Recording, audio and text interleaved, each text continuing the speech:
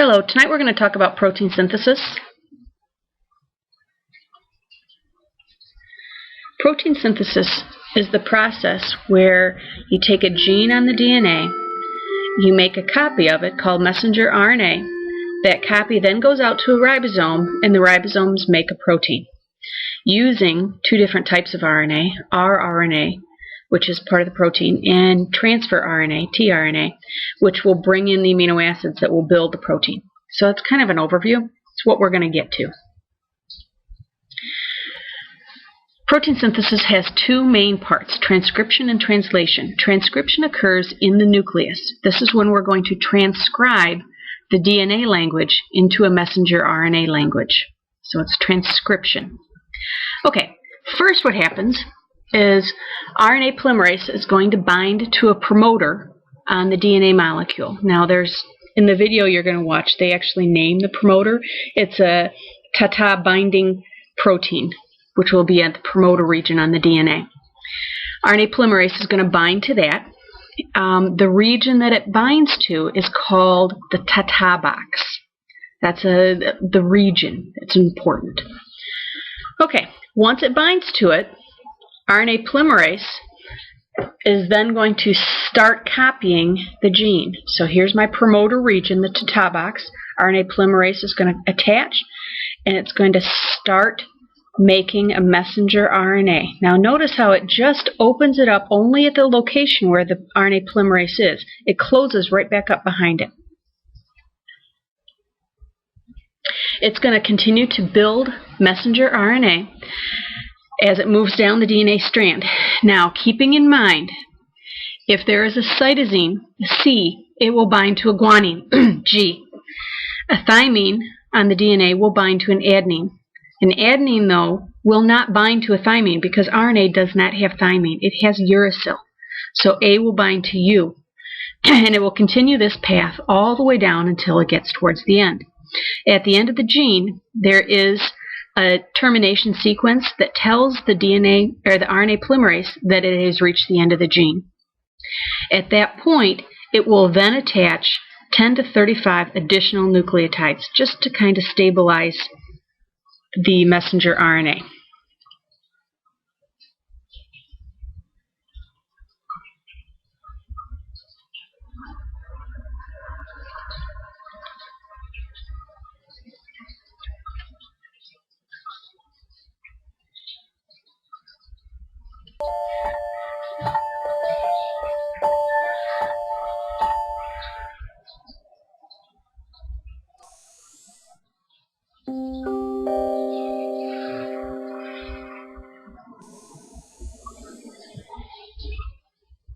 Transcription is the process of making RNA from a DNA template. Several key factors are involved in this process, including DNA, transcription factors, RNA polymerase, and ATP. Transcription begins with a strand of DNA. It is divided into several important regions. The largest of these is the transcription unit. This portion of the DNA will be used to produce RNA. Upstream of the transcription unit is the TATA box. An enhancer region may also be involved. Several complexes, known as transcription factors, are required for successful transcription. The first is TF2D, the largest of the general factors. A component of this factor, TBP, binds to the DNA using the TATA box to position TF2D near the transcription initiation site. Other transcription factors, including TF2A and TF2B, then attach.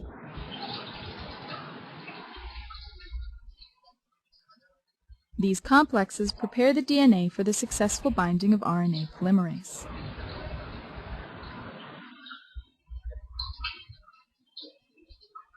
Once RNA polymerase is bound, other transcription factors complete the mature transcription complex.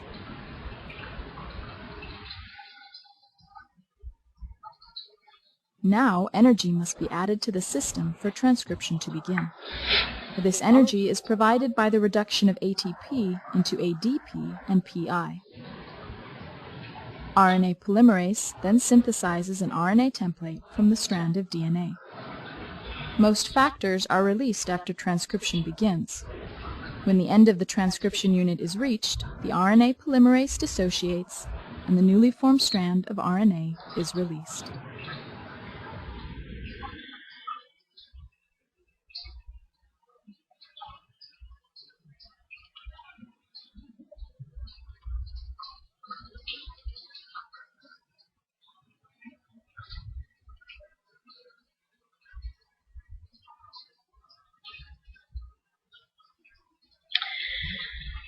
Okay, so just to review, just to remind yourselves, T in the DNA goes to A goes to U, G to C, C to G.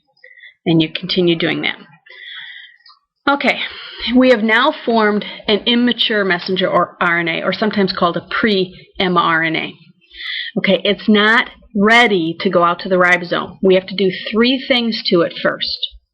The first thing that happens is, as it's first being made, a 5' cap will be added to the 5' end of the messenger RNA. That's the side that's first being formed. That cap is made from a guanine triphosphate molecule, which is very similar to ATP, adenosine triphosphate. Instead of having an adenine, it has a guanine attached. So it's very similar.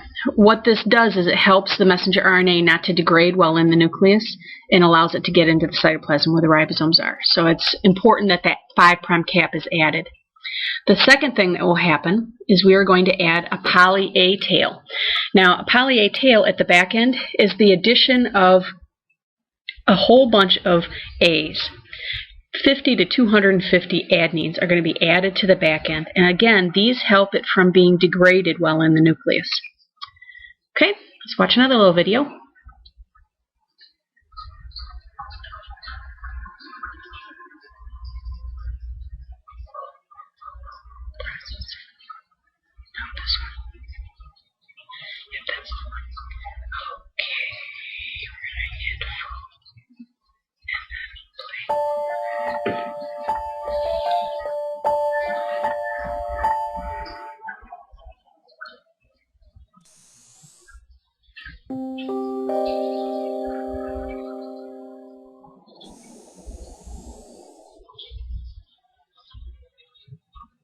Before mRNA can be used by ribosomes as a template for building proteins, it must first be processed.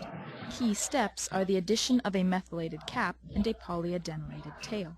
Involved in processing are RNA polymerase, cleavage factors, and poly-A polymerase. Processing of mRNA begins with transcription. Soon after RNA polymerase begins transcription, a methylated cap is added to the 5' end. That's that 5' cap, GTP. Transcription then continues to completion. Following completion, RNA polymerase releases the capped strand of pre-mRNA. Specific nucleotide sequences in the mRNA are bound by cleavage factors. The 3' end of the mRNA is next moved into the correct configuration for cleavage. Stabilizing factors are then added to the complex. Poly-A polymerase now binds to the mRNA and cleaves the 3' end. The complex begins to dissociate, and the cleaved 3' end quickly degrades. Poly-A polymerase now synthesizes the polyadenylated tail by adding adenine residues to the cleavage site. Additional proteins then bind to the tail, increasing the rate at which it grows. When the tail reaches its full length, the poly-A polymerase is signaled to stop adding residues, and the polyadenylation process is completed. The processed mRNA is now ready to undergo splicing in preparation for translation.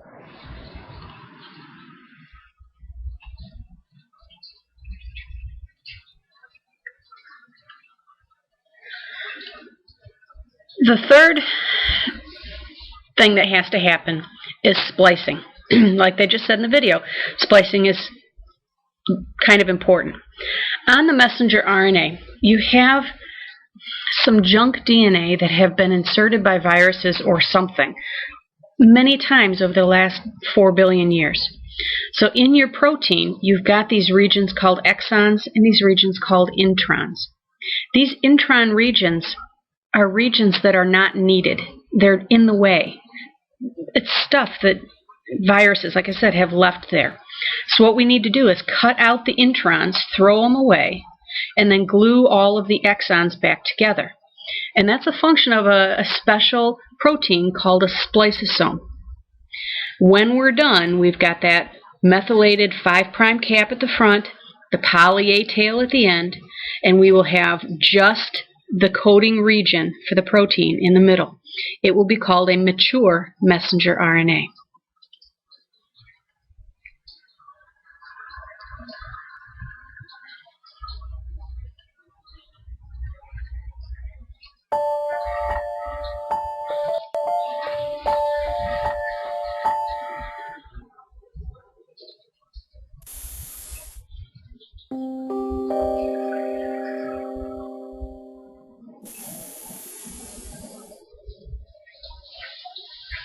The following animation will describe the process of RNA splicing, an important step in creating the mRNA that is involved in protein synthesis via the process of translation.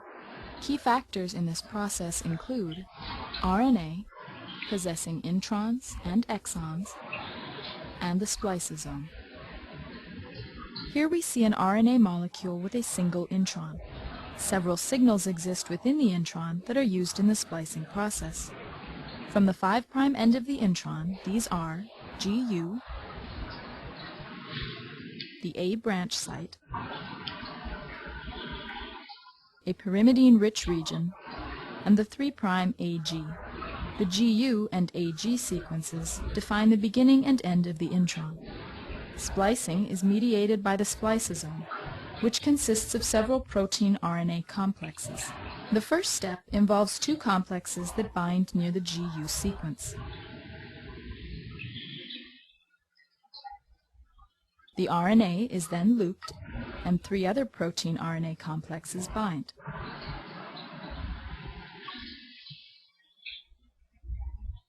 This final complex then undergoes a conformational change. Introns are non-coding RNA sequences that must be removed before translation. The process of removing the intron is called splicing. The intron is then cleaved at the 5' GU sequence and forms a lariat at the A branch site. The 3' end of the intron is next cleaved at the AG sequence, and the 2 exons are ligated together.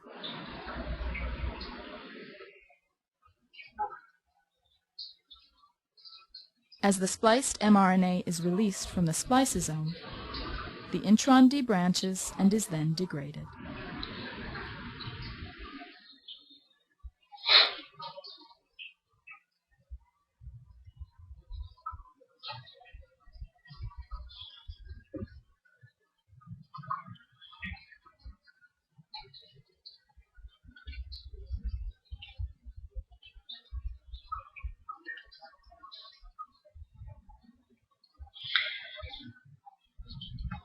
Okay, the second part of this process is called translation, which will occur at the ribosome.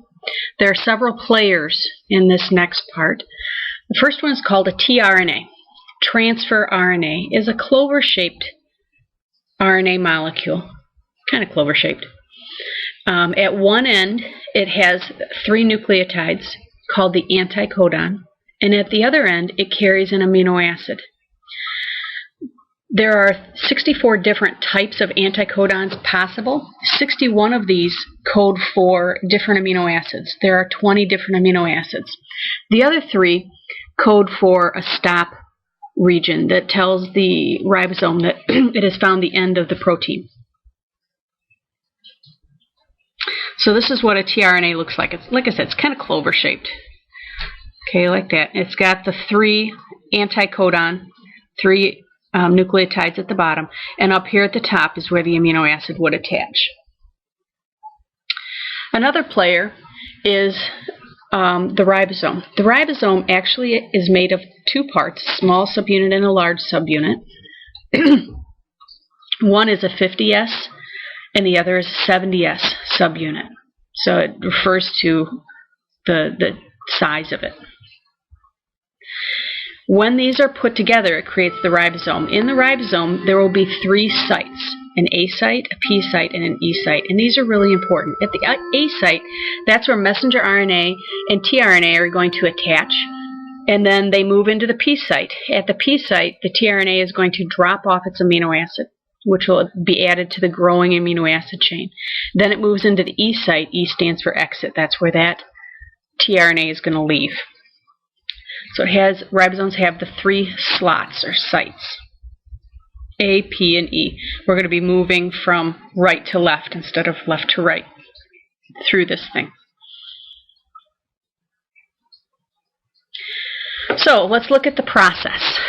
The first part of the process is called initiation. When that mature messenger RNA leaves the nucleus, it comes to a ribosome. The ribosome is opened at this point. It's just the bottom part. I think it's the 50S part of it. The first codon on the messenger RNA. Now, a codon is 3 letters on the messenger RNA, 3 nucleotides. The first one pulls into the A slot. It's always the same codon every single time. It's the AUG. When it pulls in, the top of the ribosome is going to close and it will move into the P slot. At the P slot, a tRNA with the anticodon is going to match up there, and that's the only one that actually matches up in the P slot. They're going to match up there. This tRNA, because the anticodon is going to be the opposite of the codon. So if you look, if it was AUG, A binds to U, U binds to A, G binds to C. So they're going to pair up. They're opposites to each other. Once those pair up, then the first tRNA is going to drop off its amino acid. As it's sitting there, another messenger RNA, or excuse me, another tRNA is going to pull into the A slot and try and pair up with the codon that's in the A slot. If it pairs up, then the whole train moves forward into the P slot. The one that was in the P moves to the E, the one that was in the A slot moves to the P slot, and the messenger RNA train is going to pull forward. Just one codon distance, so just 3 little nucleotides. And while it's sitting there in the P slot, it's going to wait for a tRNA to come into the A slot and pair up.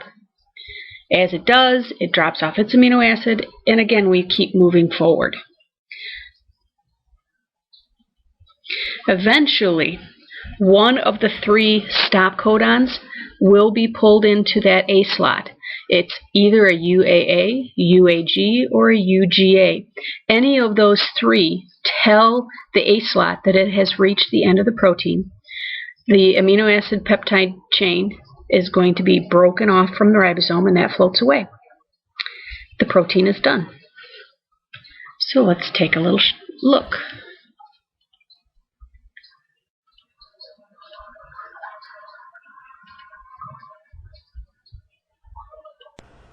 In prokaryotic cells, translation is initiated by formation of an initiation complex consisting of the 30S ribosomal subunit, formal methionine tRNA, and messenger RNA. The 50S ribosomal subunit then joins the complex. Proteins called initiation factors are also involved, but are not shown. The 70S ribosome has 2 sites to which transfer RNA-carrying amino acids can bind. One is called the peptidyl, or P site, and the other is called the acceptor, or A site. There is also a third site called the exit, or E site, where transfer RNAs are released. The initiating transfer RNA carrying formal methionine binds to the P site. A transfer RNA that recognizes the next codon and carries the second amino acid then moves into the A site. The formal methionine carried by the transfer RNA in the P site is then joined to the amino acid carried by the transfer RNA that just entered the A site by a peptide bond. The ribosome now advances a distance of 1 codon, and the transfer RNA that carried the formal methionine is released at the E site. A transfer RNA carrying the next amino acid now moves into the A site, where the anticodon on the transfer RNA matches the codon on the messenger RNA. The ribosome shifts down by a distance of 1 codon. As the shift occurs, the 2 amino acids on the transfer RNA in the P site are transferred to the new amino acid, and the second transfer RNA is released from the E site. The ribosome continues to move along the messenger RNA, and new amino acids are added to the growing polypeptide chain. Elongation of the polypeptide is terminated when a stop codon moves into the A site. A stop codon does not specify an amino acid and does not have a corresponding transfer RNA.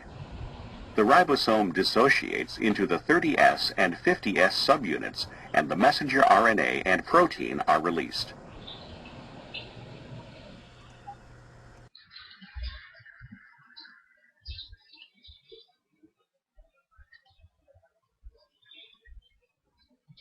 Okay, some of the things that I messed up on just a little bit, the 2 sides of the DNA.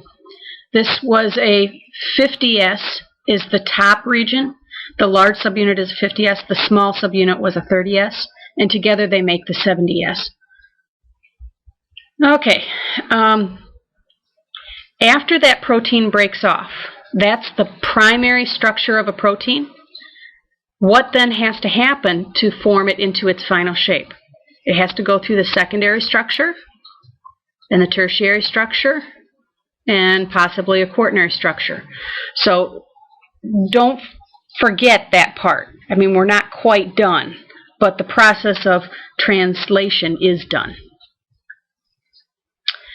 Okay, most times the cell doesn't need 1 copy of the protein. It needs lots of protein. Like when you're making saliva or something like that. You need lots of enzymes. You don't just want 1. So, many times what will happen is you will have several ribosomes in a row. And so the messenger RNA will leave 1 ribosome and then immediately enter the next ribosome in the chain, and then the next one, and the next one, and the next one. And so it can make several copies of the protein all at once. The messenger RNA doesn't break down that quickly, so it can make multiple copies. Now, there are other types of RNA also, besides the 3 that I've specified. The first one is called an snRNA, which is found in the nucleus, and this is part of that spliceosome complex that we talked about. Another one is an SRP RNA molecule.